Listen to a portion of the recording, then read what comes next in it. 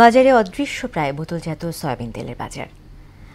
ছোলা, চিনি, খেজুর সহ অন্যান্য ইফতার পণ্যেও স্বস্তি নেই সীমিত ও নিম্ন আয়ের মানুষের। রোজাকে ঘিরে বাজার স্থিতিশীল রাখার দাবি ভোক্তাদের।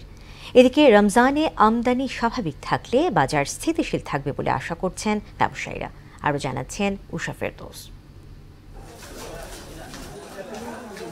পবিত্র রমজান সামনে রেখে খেজুর আমদানি শুল্ক কমিয়েছে অন্তর্বর্তী সরকার। পাশাপাশি রোজার ইফতারির অন্যতম অনুষঙ্গ এই পণ্যটির আগাম কর পুরোপুরি তুলে নেওয়া হয়েছে। আমদানি শুল্ক কমানো হয়েছে 10%। খেজুর আমদানির ক্ষেত্রে এই সুবিধা আগামী বছরের 31 মার্চ পর্যন্ত কার্যকর থাকবে, যদিও এর কোনো প্রভাব পড়েনি বাজারে। 900-1000 টাকা গতবার রমজানে, এখন দোকানে কিনতে আসছি মনে করেন যে এনারা দামি চাই 1400-1300।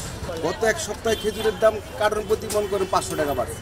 এদিকে বাজারে দুর্লভ বোতলজাত সয়াবিন তেল। বাংলাদেশ ট্রেড অ্যান্ড ট্যারিফ কমিশনের হিসেব অনুযায়ী দেশে বছরে 22 লাখ মেট্রিক টন ভোজ্য তেলের চাহিদা রয়েছে, যার বেশিরভাগই আমদানি করতে হয়। এই সুযোগে দেশের কয়েকটি বড় শিল্প প্রতিষ্ঠান সিন্ডিকেটের মাধ্যমে তেলের বাজার নিয়ন্ত্রণ করছে, জানালেন ব্যবসায়ীরা। সয়াবিন তেলটা আপনার নাই বললেই চলে, দুইটা কোম্পানি তেল দিচ্ছে, তাও শর্ত প্রযোজ্য। তেল একবার সাপ্লাই দেয় না, মনে করেন যে হাতে গোনা 2-1টা কোম্পানি দিল, তার ওই শর্তই নেই, আর অনেক কোম্পানি মানি বন্ধ রাখছে। প্রতি বছর রোজায় চিনির চাহিদা বেড়ে দাঁড়ায় 3 থেকে 3.5 লাখ টনে, আর ছোলার চাহিদা রয়েছে 1 লাখ টন।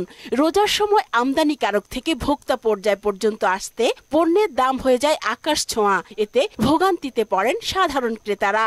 রোজার যা নিত্যপণ্যের যে জিনিস, এগুলা যে একটু কিনা খাইতে পারে, সরকার যেন এদিকে রোজার সময় বাড়াবে না, আগে বাড়াবে, দেখবে যে আমরা তো এখন বাড়াই না, ইতিমধ্যে যেটা বাড়ানো বাড়াইছে। রোজার মাসে সবকিছু দাম বাড়াই দেয়, ছোলা বুট চিনির দাম বাড়াই দেয়, তাই ইমামগঞ্জ খাতুনগঞ্জের ব্যবসায়ীরা কেউ ইফতারি করতে পারে না। সরকার চাইলে সবকিছু কন্ট্রোল করতে পারে, এটা সরকারের ইচ্ছার পরে নির্ভর করে। রমজানে পণ্য আমদানির উদ্যোগ বেশি থাকলেও চিন্তা কারসাজি ও ডলার নিয়ে, বলছেন অর্থনীতিবিদরা।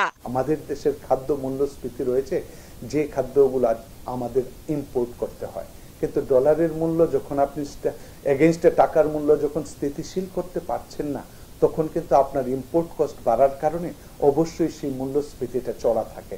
আমদানি ও সরবরাহ ঠিক রাখার পাশাপাশি সিন্ডিকেটের হাত থেকে বাজারকে মুক্ত করতে হবে, বাড়াতে হবে বাজার মনিটরিং, বলছেন এই অর্থনীতিবিদ।